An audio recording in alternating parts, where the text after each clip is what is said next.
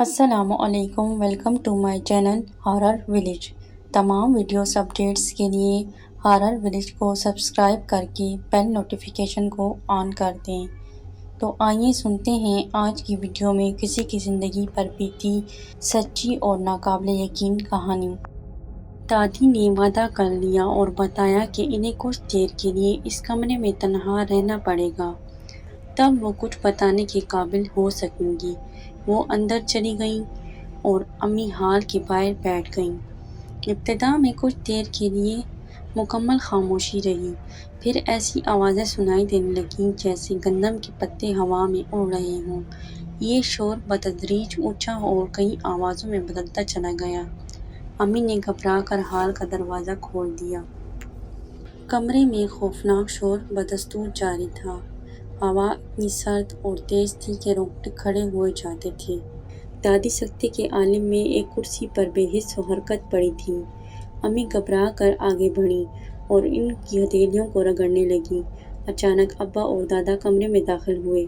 یہ دیکھ کر وہ بھی گھبرا گئے اور انہیں اوپر خوابگاہ میں لے گئے۔ تھوڑی دیر بعد جب دادی کو ہوش آیا تو امی ان کے پہلو میں بیٹھی تھیں اور دادا وہاں نہ تھے۔ انہوں نے امی سے کہا، تمہیں کمرے میں داخل نہیں ہونا چاہیے تھا۔ وہ یہ بتانے پر رضامند ہو گئے تھے کہ انہیں کیا چاہیے اور وہ کیسی شرط پر مکان چھوڑیں گے۔ اچانک تم کمرے میں داخل ہو گئی۔ اسی مکان میں ایک زبردست واقعہ وقوع پذیر ہوا تھا۔ سنہری بالوں والی عورت کو مارا گیا تھا۔ اس گھر میں کوئی غیر انسانی اور بے رحم مخلوق ہے۔ میں ان چیزوں سے نہیں ڈرا کرتی، مگر آج میں بہت خوفزدہ ہوں۔ امی نے محسوس کیا کہ دادی اماں کا چہرہ غیر معمولی طور پر زرد ہے اور ان کی زبان بات کرتے ہوئے لڑکھڑا رہی ہے۔ وہ اس سے پہلے کبھی اتنا خوفزدہ نہ ہوئی تھیں۔ دوسری صبح دادی نے جانے کی تیاری شروع کر دی، کیونکہ رات بھر کوئی انہیں تنگ کر رہا تھا اور وہ ایک لمحے کے لیے بھی نہ سو سکی تھیں۔ وہ ہال کمرے کو آخری نظر دیکھنے کے لیے اندر داخل ہوئیں۔ امی اس وقت باورچی خانے میں تھیں کہ اچانک دادی اماں کی چیخ سنائی دی۔ گھر پر صرف امی اور دادا ابا موجود تھے۔ وہ دوڑتے ہوئے کمرے میں داخل ہوئے۔ دادی کا چھوٹا سا جسم فرش پر پڑا ہوا تھا۔ وہ کسی نادیدہ دشمن سے لڑ رہی تھیں۔ ان کے ہاتھوں کی حرکت سے معلوم ہوتا تھا کہ وہ اس کا گلا دبا رہی ہیں کہ اچانک وہ فرش سے اٹھیں اور لڑکھڑا کر دور گر گئیں۔ ان کا چہرہ زرد ہو گیا، دم گھٹنے لگا اور یہ اس بات کی علامت تھی کہ کوئی ان کا گلا گھونٹ رہا ہے۔ اس سے پہلے کہ کوئی انجانی انگلیاں ان کا گلا دبا دیں، دادا چیخنے لگے، خدا کے لیے اسے بخش دو، خدا کے لیے اسے بخش دو۔ وہ بار بار یہی دہرا رہے تھے کہ کسی چیز نے پوری طاقت سے دادی اماں کو زمین پر دے مارا۔ دادا تیزی سے آگے بڑھے اور بیوی کو بازوؤں پر اٹھا کر باہر کی طرف بھاگے۔ ہم اب کبھی اس منحوس گھر میں نہیں آئیں گے۔ اس سے پہلے کہ کوئی خطرناک حادثہ پیش آئے، یہ مکان چھوڑ دو۔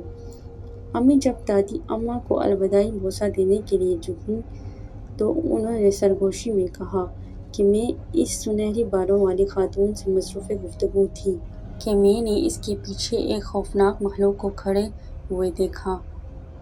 یہ قد و قامت میں آدمی کے برابر تھی، مگر میں نے اس سے پہلے ایسی مخلوق کو کبھی نہیں دیکھا۔ اس کی نارنجی رنگ کے بال سخت کھردرے اور کھڑے تھے اور ہاتھ اندر کی طرف مڑے ہوئے تھے۔ یہ مخلوق خاتون کے گرد چکر کاٹتے ہوئے آئی اور میرے قریب کھڑی ہو گئی، پھر کہنے لگی، میں تمہیں ختم کر دوں گا۔ میری گردن دیکھو، جہاں اس نے اپنے ناخن میرے گوشت میں گاڑ دیے۔ یہ زخم بہت گہرا تھا۔ وعدہ کرو کہ تم اس مکان کو چھوڑ دو گی، کیونکہ یہ مکان بہت جلد نذر آتش ہو جائے گا اور بنیادوں کے سوا اور کوئی چیز نہ بچے گی۔ دادی اماں کی گردن کا زخم زندگی بھر باقی رہا اور مخلوق سے مقابلے کرنے کے بعد ان کی آواز اس قدر بیٹھی تھی کہ وہ سرگوشی میں باتیں کر رہی تھیں۔ اس پراسرار مکان کی یہ داستان ایک رات اپنی انتہا تک پہنچ کر ختم ہو گئی۔ کیتھرائن اور کلاڈ اپنے کمرے میں تھے۔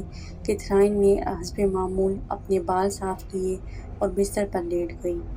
چند لمحے بعد ایک چونکا دینے والی چیخ کے ساتھ اس نے اپنے بستر کو نوچنا شروع کر دیا۔ ڈک اور ابا ان کے کمرے کی طرف دوڑے۔ پلاٹ اپنے جوتوں سے بری طرح بستر پر پیٹ رہا تھا۔ ابا نے کیتھرائن کے پاؤں پر پڑے ہوئے بستر کے کمبل کو پلٹ دیا۔ ایک بہت بڑی چمگادڑ کیتھرائن کے پاؤں سے چمٹی ہوئی تھی۔ ابا نے اسے چھڑانے کی کوشش کی مگر ناکام رہے۔ آخر ڈک کے جوتے کی ایک زبردست ٹھوکر کے ساتھ چمگادڑ فرش پر آ گری۔ فرش پر گرتے ہوئے وہ اڑی اور کمرے کے ایک شیشے کو توڑتی ہوئی باہر تاریکی میں گم ہو گئی۔ اگلی صبح انہوں نے یہ مکان چھوڑ دیا۔ وہ سب الگ الگ ہو گئے۔ مکان اسی طرح آراستہ تھا۔ ابا نے صرف گلاب کے چند گملے اور ایک کتاب وہاں سے اٹھائی اور آج یہی دو چیزیں اس مکان کی یاد ہیں، کیونکہ ان کے چھوڑنے کے چند دن بعد مکان کو اچانک آگ لگ گئی اور بنیادوں کے سوا سب کچھ جل کر راکھ ہو گیا۔ دادی اماں کی موت کے بعد کئی سال تک کوئی واقعہ پیش نہ آیا۔ قریب قریب سب ہی یہ واقعہ بھول گئے اور ہم اس پراسرار مکان کے متعلق کچھ بھی نہیں جانتے تھے کہ ایک دن چچا اچانک سیڑھیوں سے لڑک گئے۔ ان کا چہرہ سفید ہو گیا اور وہ کانپ رہے تھے۔ اسٹور میں کوئی چیز ہے، اسٹور میں کوئی چیز ہے۔ اس کے بال نارنجی اور کھڑے ہیں۔ اس نے مجھے دروازے سے جھانک کر دیکھا، پھر دروازہ بند کر لیا۔ اس پر یقین کرو نہ کرو، میں نے اپنی آنکھوں سے دیکھا ہے۔ وہ بڑبڑا رہے تھے۔ ان کے حواس بحال ہوئے اور ہم ان کا مذاق اڑانے لگے، مگر وہ نہایت سنجیدہ تھے۔ انہوں نے ہمیں اس مکان کی کہانی سنائی اور دادی اماں کی موت کا واقعہ بھی۔ اس کے بعد وہ اکثر گھر میں کسی پراسرار شے کی شکایت کرتے رہے، مگر ہم مذاق میں ٹال دیتے تھے۔ آخر ایک دن چچا اپنی چارپائی پر ہی مردہ پائے گئے۔ 84-91 میں میرے والدین اسی مکان میں آئے جہاں چچا کی موت واقع ہوئی تھی۔ یہ مکان دادی اماں نے بنوایا تھا۔ میرا بیٹا مائک ان کے ساتھ تھا۔ امی نے اپنے لیے دوسری منزل کے 3 کمروں میں سے درمیان والا کمرہ منتخب کیا اور ابا نے اس کے ساتھ کا کمرہ لے لیا۔ مائک امی کے ساتھ تھا۔ یہاں ان کی پہلی رات تھی۔ امی 3 بجے تک نہایت پرسکون نیند سوئی رہیں کہ کسی کے قدموں کی چاپ نے انہیں جگا دیا۔ کمرے میں کوئی چل پھر رہا تھا۔ سامنے ایک سایہ دکھائی دیا۔ انہوں نے آواز دی۔ خیال تھا کہ ابا اپنی کم خوابی کی شکایت کی وجہ سے سو نہیں سکے۔ سایہ تیزی سے بستر کی طرف پلٹا اور قریب پہنچ کر انہیں گھورنے لگا۔ ماں کا کہنا ہے کہ چہرہ قطعاً غیر انسانی تھا۔ میں نے اپنا ہاتھ مائک کی طرف بڑھایا جو ابھی تک سو رہا تھا۔ امی نے خوفزدہ ہو کر بستر سے نکلنے کی کوشش کی مگر اس نے انہیں واپس دھکیل دیا۔ امی نے اس کے چہرے پر ایک بھرپور نظر دوڑائی۔ گہرے زرد اور خوفناک دانت آگے کو نکلے ہوئے تھے اور آنکھیں گھومروں میں چھپی تھیں۔ مائک کو اتارتے ہوئے اس نے دوبارہ بستر تک پہنچنے کی کوشش کی لیکن امی اس کے راستے میں حائل ہو گئیں۔ امی کو ایک طرف دھکیلتے ہوئے وہ مائک کی طرف لپکا جو اب جاگ چکا تھا، لیکن اس سے پہلے کہ وہ مائک تک پہنچے امی جھپٹیں اور اس کے بالوں کو نوچ لیا۔ کھڑکی کو چھو کر آنے والی چاندنی میں انہوں نے دیکھا کہ اس کے ہاتھ اندر کو مڑے ہوئے ہیں، مائک تک پہنچ رہے تھے۔ مائک اٹھ کر بستر پر بیٹھ گیا اور چیخنے لگا۔ امی نے ایک ہاتھ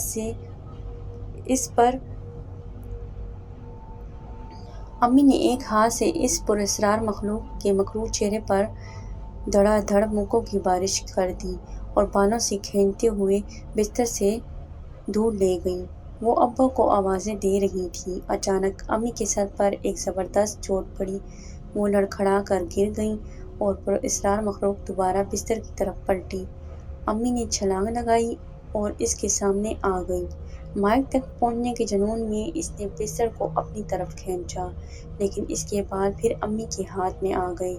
انہوں نے بالوں کو نوچتے ہوئے اس کے پیٹ پر ایک زبردست ضرب لگائی۔ وہ ڈگمگا گیا۔ مائک بے تحاشا چلا رہا تھا، دادا دادا دادا جلدی کرو۔ ابا نے اپنے کمرے کی بتی جلائی اور تیزی سے دوڑے۔ چند لمحے انہیں کچھ بھی دکھائی نہ دیا۔ وہ اسے بستر سے پرے ہٹتے ہوئے نہ دیکھ سکی اور پر اسرار مخلوق برساتی کے کھلے دروازے کی طرف بڑھی۔ ابا کی موجودگی سے امی کا حوصلہ بلند ہو گیا تھا۔ وہ اس کے پیچھے دوڑی۔ وہ مخلوق اچانک پلٹی اور انتہائی غصے میں اس نے مائک کی طرف اشارہ کیا۔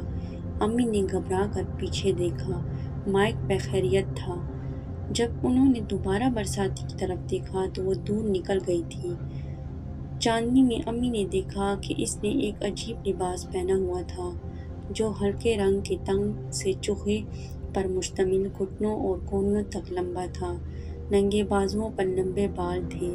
سر کے نارنجی بال سوئیوں کی طرح کھڑے ہوئے تھے اور ناک کے بال نتنوں سے باہر نکل آئے تھے۔